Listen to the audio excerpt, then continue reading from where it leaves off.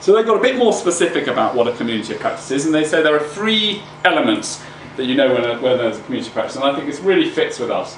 There's a domain. It's a specific area of expertise, and in the case of AMBIT, I guess we could talk about complex, high risk, hard to reach young people, but that might be, people might want to fiddle with that definition. But we're all doing similar work. Some of the young people we work with are, on the edge of going into the care system rather than on the edge of mental health. Some are more on the mental health end. Some are sort of using many substances, and that's their marker. But actually, my guess is there's probably more in common with many of the young people that our different teams are working with than there is that separates them. That there's a community, okay, that interacts. And I guess there's many different ways that AMBIT might become a community of practice. This is one. I think sitting in a room together is fabulous. But actually, there's people coming from Scotland. We've got teams in Belfast. We've got teams all over the place. It's hard to get into one place at one time. And then there's a practice. And I guess this idea that we sort of have this repertoire of resources and tools that we're constantly kind of refining and tweaking. The thing that really struck me over the Olympics, not being kind of massively into the Olympics originally, I then ended up like everyone else, becoming kind of very into them. I didn't really know anything about cycling, but it did absolutely kind of thrill me when we won lots of gold medals. But then this guy, Mark Brailsford, the cycling coach, started talking about his method, and he talked about this wonderful idea about the, what does he call it, the incremental gathering of marginal gains, which was a lovely kind of slightly kind of gobbledygook term. But actually what he was talking about was that if you want a man or a woman just to go faster around a track, you're not going to find some sort of massive rocket science amazing discovery. What you're going to do is you're going to say, well, we'll have someone thinking about the wheels. Can we make the tyres slightly rounder? We'll have another person thinking about the handlebars. What if they could be this shape? We'll have another person thinking about warm pads on their legs so that their legs are something. We'll have another person thinking about the, before you get onto the bike, how do you get your head in the right place? And if each of those could kind of increase the speed by sort of 0.01 second. If you have 20 of them, suddenly you're in the difference between first place and sort of fourth place. And it was this idea that sort of just looking at the kind of complexity of the process of something that actually is quite simple, just cycling around a track, and finding lots of different places where you could make small tweaks to make this work better. Suddenly struck me that that's kind of, I think, where we're interested in teams writing about what they're doing, because we're constantly as teams learning from our sort of near hits, near misses, and trying to kind of improve how we're working in a whole range of complicated ways. So that's our idea of sort of practice. So we do trainings where we're thinking about a more modular approach where we could do sort of more formal sort of top-up training days. So we've tried to compress the AMBIT training into a very short space of time to make it affordable. But one of the things that comes back from our feedback is, some teams want a little bit more of the sort of actual, just doing the therapy bit. The how do you use mentalising with a family in sort of MBTF type style, or how do you use mentalising in individual work. So it may be that would become an opportunity that a team who'd done the basic AMBIT training could then get a bit of MBTF or a bit of MBT for adolescents as a kind of top-up. We're also going to just start later in the year trialling with a small number just to see if we can make it work at all, or it is just too frustrating. The technology is nearly there, would be my sense. This idea of having regular webinars, so you'd be able to log on and have a kind of a conversation for maybe an hour and a half, where maybe we might present for sort of 10 minutes, 15 minutes, and then we'd have some discussion about one or other element of practice, hopefully with sort of feedback from some of the people coming back. So this idea that a web-based approach to sharing practice across the community. There is, I'd like to, it's a terrible email address, there is a newly formed Google group it's across the board for people doing mentalisation based treatments in practice, development and research. And it's a most dreadful. I think I'm going to try and find a link that I'll put on the Tiddly Manual's website that you can go to. But anybody who's, to some extent, we're very open at the moment. If you've done a bit of MBT training of any sort, you're very welcome to come and join the community. I've learned from experience that these online communities, you have to have a certain number of people before they become alive enough. So it has sporadic kind of lots of conversations, quite a lot of European colleagues are part of it too, but quite long periods where it's quite quiet. So that would be something that it will be most welcome to explore. We've had a couple of papers and we're at the moment just starting to think about writing a book to try to disseminate the ideas, and conferences like this. Finally, the manual. There's a page in our manual which we call Comparing and Sharing Functions, and it's just this I want to just finish off talking a little bit about, because this is our next big sort of drive in terms of helping our online manual to sort of become a bit more user-friendly, but also to actively support the community of ambit practice.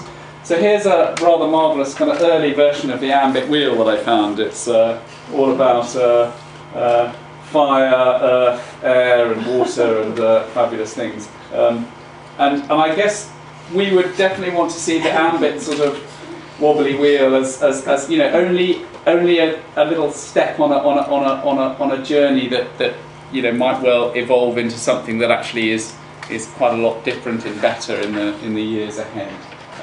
That there's a kind of a sense that we're interested in moving and learning from this model. So the website as it works like this. If you go to ambit.tiddlyspace, that's what we would call our sort of core content. It's the sort of basic stuff that we've authored and has been adapted by our contact with all of you. And what that website is made of is actually content from a whole load of other, we call these wikis. And they contain a whole load of stuff, most of which is deeply boring and therefore you don't need to see it. So stuff like what makes it behave in the way it does, and plugins and blah blah blah. The content is where most of the sort of actual stuff that you read is. And when you go to when a new town, a new team trains, they open a manual and they will include all of the same content that we've contained. And each time that we train a team, we can offer and open for them another manual that contains exactly the same content as is in the original one. So that why would we want to make multiple clones of the same content? Why don't we just show everybody our website and just say that's it, guys? The point about this is that a local team starts to write about its own expertise.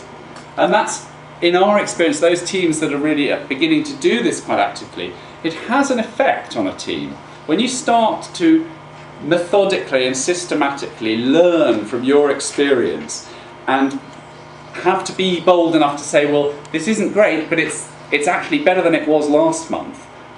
There's something about galvanising a team to be clear about why are we working like this and under what circumstances might we work like that.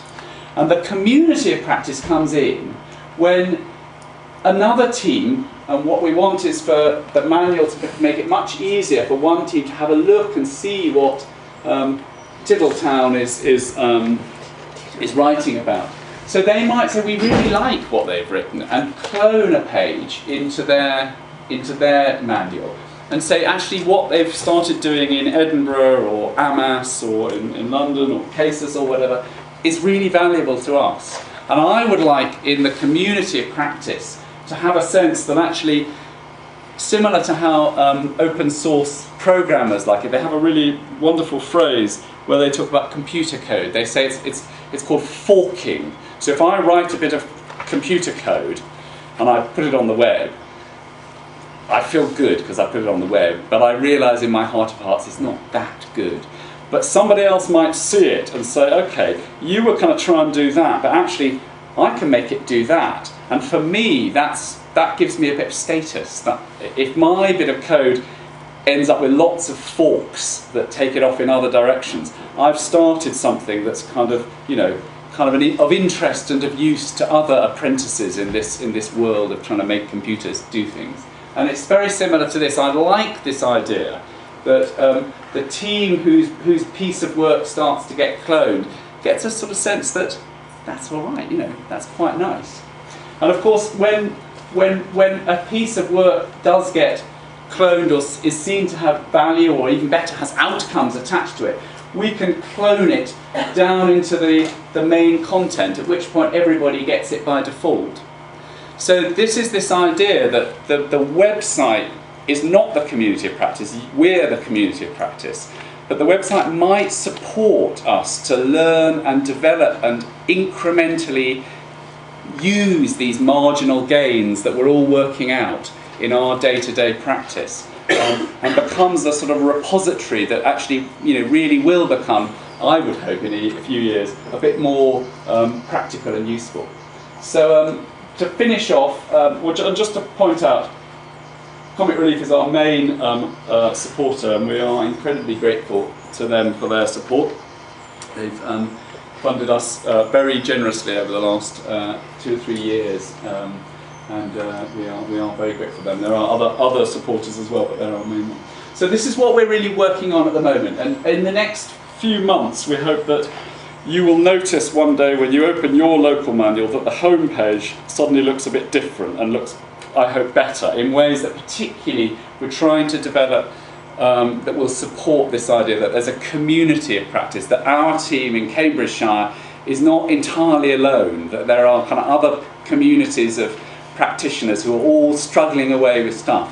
And what you'll see on the home page is a sort of a button that you'd be able to click that would open a little window and say who's writing about what in the last few weeks. And there'd be a little window that would open and you just see the titles of some of the pages that other teams have perhaps been writing about over the last few weeks.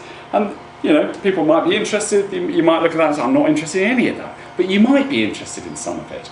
We're going to hear later on about some of the work that Amas have been doing, some really nice stuff on exploitation, which is a big theme from the government to childhood sexual exploitation, and they've been doing some really great manualising there. There's quite a lot of manualising been going on for cases around our kind of how we manage substance use in young people. So noticing what titles other people are writing out. It's about not reinventing the wheel, but about recognising that someone else is doing what thing.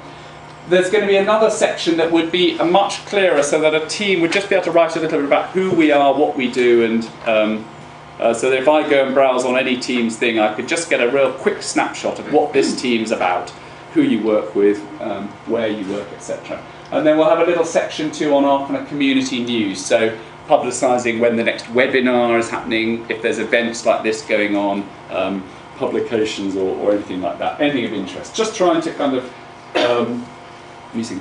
Then each page in the manual, we're going to add a button, which is for a web designer, it's incredibly exciting to add a button to a website.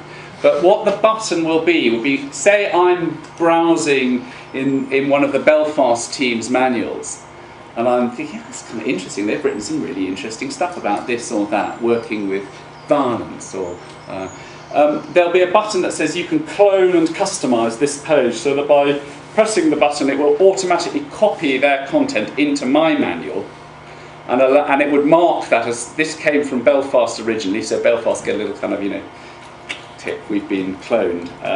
And it would enable me then to sort of start from where Belfast have got to and adapt their work to fit what I'd be doing perhaps in Cambridgeshire. So it's just a way of making it easier for us to copy material that other teams are working on and then adapt. We're going to improve the search bar because it's still a bit clunky at the moment. It freezes and it does weird things. It's going to be better, we hope faster. The other thing that we're doing is getting much more sophisticated what we call Google Analytics. So it will enable us to just kind of get a bit more of a handle of which bits of the manual people tend to be visiting and which bits just a sort of tumbleweed. And the bits that have tumbleweed blowing through them, well, maybe we just need to get rid of them, or rewrite them, or try and signpost stuff to them better. So we'll be able to develop the manual much more in relation to how people are actually accessing material. Okay, so that's all more conventional ways of trying to communicate about what we're doing. If anyone hasn't seen this, it's a lovely book. There's a chapter in that book about Ambit. You've got the paper from there, and this is a paper that's going to come out in hopefully in the next 6 months or so. So please capture Peter or I through the day, and thank you very much for listening.